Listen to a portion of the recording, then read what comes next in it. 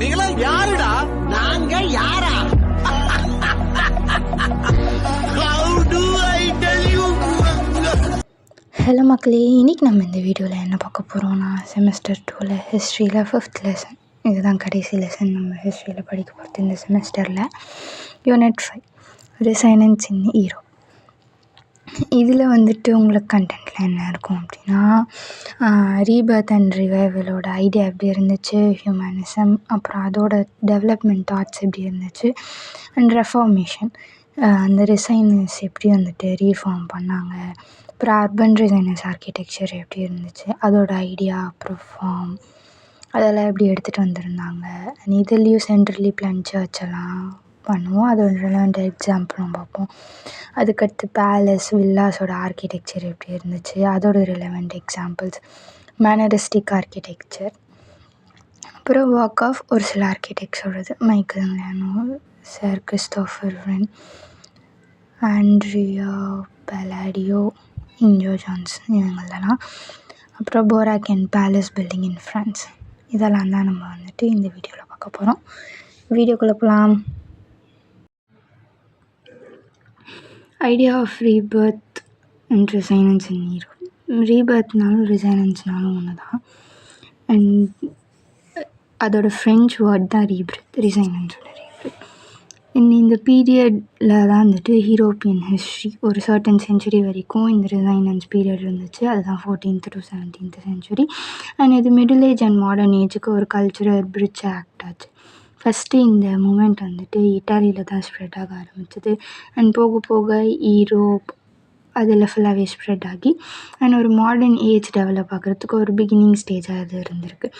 இந்த இடத்துல oil painting, அப்புறம் ஒரு கான்க்ரீட் எப்படி க்ரியேட் ஆகுது, அந்த டைப் ஆஃப் டெவலப்மெண்ட்ஸ்லாம் இன்ட்ரடியூஸ் ஆக ஆரம்பிச்சிது. அண்ட் லீனியர் பர்ஸ்பெக்டிவ், மற்ற டெக்னிக்ஸ்லாம் எப்படி இருந்துச்சு, ரெண்டரிங் பண்ணுறது, இல்லை பெயிண்டிங், அதெல்லாம் எப்படி ஸ்ப்ரெட் பண்ணாங்க அந்த நேரத்தில் தான். எஜுகேஷ்னல் ரிஃபார்மெண்ட்ஸ் அந்த மாதிரி. இந்த ரிசைனன்ஸ் ஒரு கோத்திக் ஆர்கிடெக்சரை ஃபாலோ பண்ணி இருந்துச்சு. அண்ட் இதில் ஒரு மாதிரி சக்சீடான பராக் ஆர்கிடெக்சரும் ஃபாலோ பண்ணிட்டு இருந்தாங்க.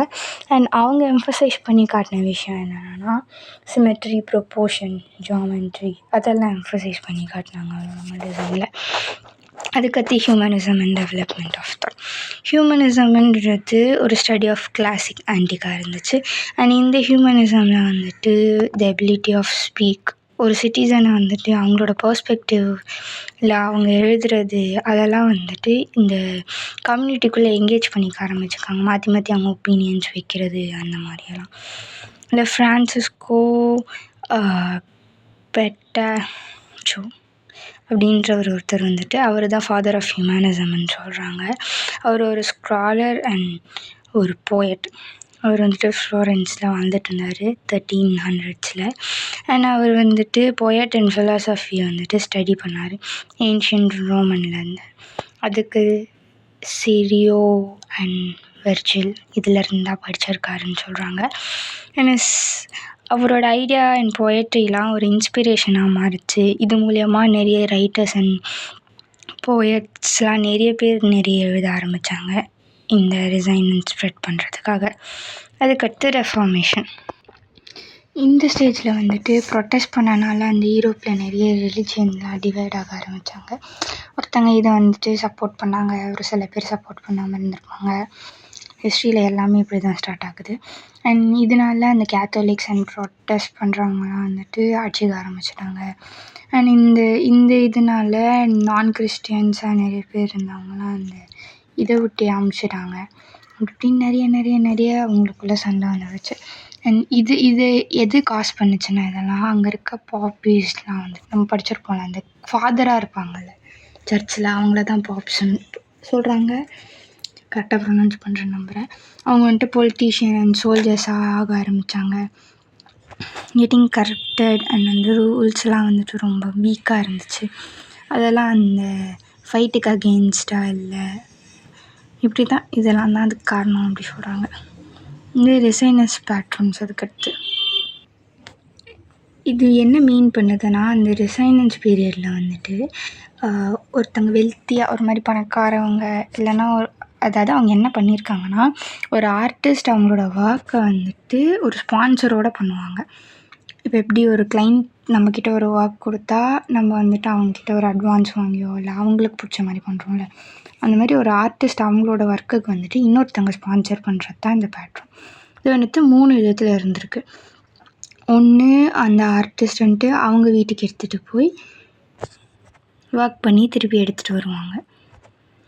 அப்படி இல்லைன்னா ஒரு ஆர்டிஸ்ட் அவங்களே ஹையர் பண்ணி அவங்களே அந்த ஒர்க்கை பண்ண வைப்பாங்க. அப்படி இல்லைன்னா ஒரு பீஸ் ஆஃப் ஆர்ட்டுக்கு இவ்வளோ கமிஷனுன்னு சொல்லி அவங்களோட ஒர்க்கை முடிச்சு தருவாங்க. இந்த மாதிரி நிறைய வந்துட்டு பாப்ஸ், கிங்ஸ், குயின்ஸ், பிரின்சஸ் இப்படி இப்படின்னு நிறைய பேர் இதில் வந்துட்டு இன்வால்வ் ஆகி கமிஷன்டு ஒர்க்ஸ்லாம் பண்ண ஆரம்பித்தாங்க. லைக் கமிஷன்டு ஒர்க் கொடுத்து இன்னொருத்தவங்களை பண்ண வச்சாங்க. அண்ட் இது வந்துட்டு ரிலிஜியன் ஸ்ப்ரெட் ஆஃப் பிலீஃப்ஸை வந்துட்டு த்ரூ அவுட் த யூரோப் இல்லை through out the city spread பண்ண ஆரம்பித்தாங்க இதன் மூலமாக. அண்ட் இந்த விஷயத்தை வந்துட்டு சர்ச், கேத்தன்ட்ரல்ஸ், இதெல்லாம் டெம்பிள் இதெல்லாம் டெக்கரேட் பண்ணுறதுக்கும் யூஸ் பண்ணிக்கிறாங்க. இதுக்கடுத்து அர்பனிசம் ரிசைனன்ஸ். இந்த ரிசைனன்ஸில் வந்துட்டு ஆர்கிடெக்சர் ஆன் பேட்டிஸ்டல் ஆல்பர்ட் ஐடல் ஃபார்ம் நினைக்கிறேன்.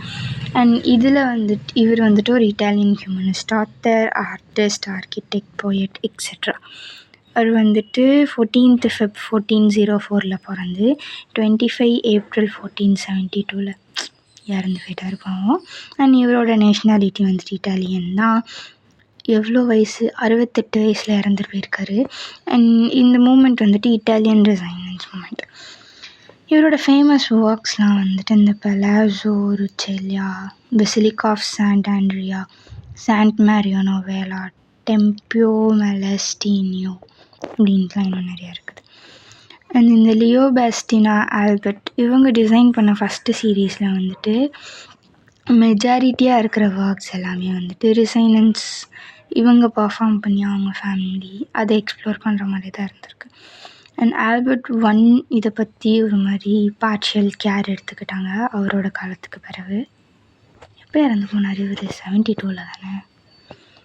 அண்ட் ஆல்பர்ட் டிசைன்ஸ் எல்லாமே வந்துட்டு ஒரு கிளாசிக்கலாக ஒரு சப்போர்ட் ஸ்ட்ரக்சராக இருந்துச்சு அது ஃபுல்லாகவே இந்த ரிசைனன்ஸ் மூமெண்ட்க்கு.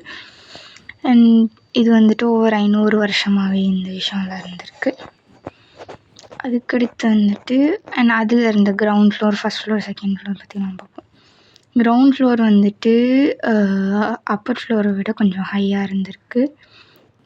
ஸ்கேன் யூஸ் பண்ணியிருக்காங்க அந்த இடத்துல கிரவுண்ட் ஃப்ளோரில் அட் த பேஸ்.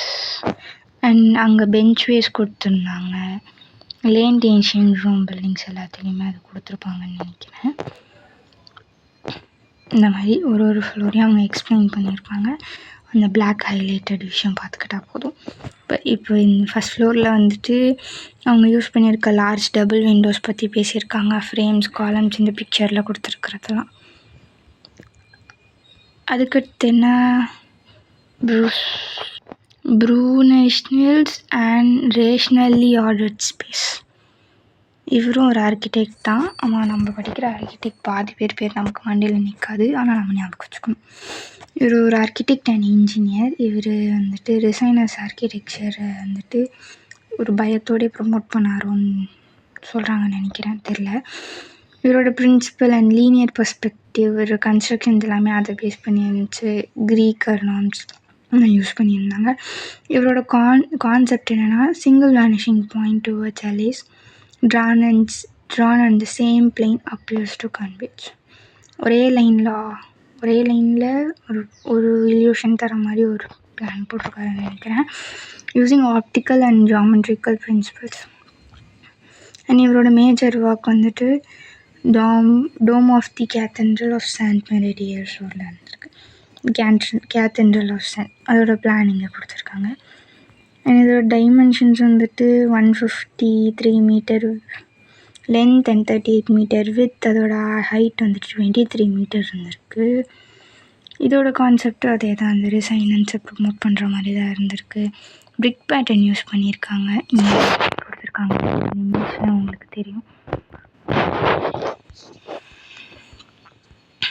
அண்ட் இதுவும் அது சொல்கிறது தான். ஆக்டோகனல் சப்போர்ட் கொடுத்துருக்காங்க. ரவுண்ட் விண்டோஸ், ஹாரிசாண்டல் கனெக்டர்ஸ் இருந்திருக்கு, மெயின் ரிப்ஸ் இருந்திருக்கு, secondary ribs and inner shell, outer ஷெல்லான்ட்டு அவங்க இங்கே டினோட் பண்ணி காட்டியிருக்கிறது இதெல்லாம். அதுக்கடுத்து வந்துட்டு சென்ட்ரலைஸ்டு பிளான்ட் சர்ச், டொனாட்டோ பிராம்டின்னு நினைக்கிறேன் அவர் பேர், தெரில, நம்புகிறேன் அதுதான் அவர் பேருன்ட்டு. இவரும் ஒரு இட்டாலியன் ஆர்கிடெக்ட் தான். இவர் வந்துட்டு 1444 இட்டாலியில் பிறந்து 1514 இறந்துட்டார். 70 இயர்ஸில் இருந்திருக்காரு. இவர் தான் வந்துட்டு ஹை ரிசைனன்ஸ் ஸ்டைல், இந்த ரோம் ரிசைனஸ் ஆர்கிடெக்சரை இன்ட்ரடியூஸ் பண்ணது. இவர் ஆர்கிடெக்சர் அண்ட் பெயிண்டிங்க்கு ரொம்ப பேர் திகழ்ந்தவராக இருந்திருக்காரு. இவர் ஆர்கிடெக்சர் ஃபார்மில் ஒரு மாதிரி ரிமார்க்கபிள், புதுசாக ஒரு மான்யூமெண்ட்டில் ஒரு மாதிரி காலத்துக்கும் நம்மளை ஞாபகம் வச்சுக்கிற மாதிரி க்ரியேட் பண்ணியிருக்காரு. ஒரு மாதிரி க்ரியேட்டிவாக புதுசாக அப்படி இருக்க மாதிரி. இந்த சென்ட்ரலைஸ்டு பிளான் வந்துட்டு அங்கே பிளான் கொடுத்துருக்காங்க பாருங்கள், ஒரு மாதிரி எல்லா பக்கமும் சிமெட்ரியாக அப்படி இருக்குல்ல. இதோட லொக்கேஷனும் இட்டாலி தான். இதை வந்துட்டு சில் ஹில்ஸில் கட்டியிருக்காங்க. இது ரிசைனன்ஸ் ஸ்டைல் யூஸ் பண்ணியிருக்காங்க. கன்ஸ்ட்ரக்ஷன் வந்துட்டு 1508 ஆரம்பித்து 1607 தான் அவர் இறந்து போன பிறகு தான்ப்பா முடிச்சிருக்காங்க.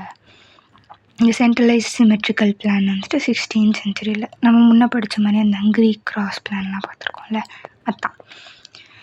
அண்ட் இதில் 3 பாலிகான் அப்புறம் 1 செமி சர்க்குலர் சைடு இருந்திருக்கு. இதில் நிறைய ஆர்கிடெக்ட்ஸ் ஹெல்ப் பண்ணியிருக்காங்க. அவங்க பேர்லாம் இங்கே கொடுத்துருக்காங்க. மேபி 2 மார்க்கில் கேட்க வாய்ப்பு இருக்குது. இந்த இன்ச்சஸ் வந்து 12 inch இருந்திருக்கு ஃபஸ்ட்டு 3 ஆப்ஸ்க்கு. ஒரு மாதிரி ரொம்ப ஹைட்டாக பெருசாக பார்த்தாலே தெரியல, இங்கே பார்த்தீங்கன்னா எனக்கு தெரியும். இது வந்துட்டு ஒரு ஹைட்டுக்கு இருக்குது, அதுக்கு மேலே ரூஃப் இல்லாமல் அடுத்தடுத்து இருக்காங்க, சீலிங் இல்லாமல். அதான் அதுக்கடுத்து மர்ச்சன்ட் பிரின்ஸ் பேலஸ், ஆண்ட்ரியோ பில்லாடியும் பண்ணியிருக்கிறது. இவர் இட்டாலியன். 50 யூனிட்லேருந்து என்ன கொஷின் எந்த ஆர்கிடெக்ட் பற்றி வந்தாலுமே எல்லாருமே இட்டாலியன் ஆர்கிடெக்ட் தான், அதை ஞாபகம் வச்சுக்கோங்க. 16 மார்க்கில் கடைசி கொஷினாக வந்தாலும் சரி, 2 மார்க்ஸில் வந்துட்டு இந்த 10, 9 இந்த கொஷின்ஸ்க்கெலாம் ஏதாவது ஆர்கிடெக்ட் பற்றி கேட்டால் அவன் இட்டாலியன் ஆர்கிடெக்ட். இவரும் ஒரு இட்டாலியன் ஆர்கிடெக்ட் தான். இவர் ஒரு ரிப்பப்ளிக் ஆஃப் ஃபினான்ஸில் ஆக்டிவாக இருந்த மெம்பராக இருந்திருக்காரு.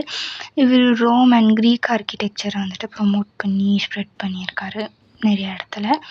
யூரோப்பியன் ஸ்டைல் ஆஃப் ஆர்கிடெக்சர் தான் இவரோட ஆர்கிடெக்சர் ஸ்டைல். இவர் இன்ஸ்பயர் பண்ண டிசைன் எல்லாமே வந்துட்டு ஏதோ விட்டைன் ஆர்கிடெக்ட் ஆண்ட்ரியா பெல்லோடியோ அவர் தான் இன்ஸ்பயர் ஆர்கிடெக்டாக இருந்திருக்காரு. இவர் எப்போது 1508 பிறந்து 1580 இறந்துட்டார். விஷிட் 72 இயர்ஸில் செத்து போயிட்டார் இவர். அண்ட் இவர் பில்லாடியன் ஆர்கிடெக்சர் வந்துட்டு எவல்யூஷன் ஆஃப் பெல்லோடியோஸ் ஒரிஜினல் கான்செப்ட், அவரோட டிசைனை அவரே எவால்வ் பண்ணி ஒரு இதுக்கு எடுத்துகிட்டு வந்திருக்காரு புதுசாக நிறைய விஷயங்களை. இவரோட டிசைன் வந்துட்டு பேஸ் எப்படி இருக்குன்னா symmetry, perspective and value of classical temple architecture, அப்புறம் இந்த ஏன்ஷியன் க்ரீக் அண்ட் ரோம் இதெல்லாம் ஃபாலோ பண்ணுற மாதிரி தான் இருக்கும். 17th century கிளாசிக்கல் ஆர்கிடெக்சர் வந்துட்டு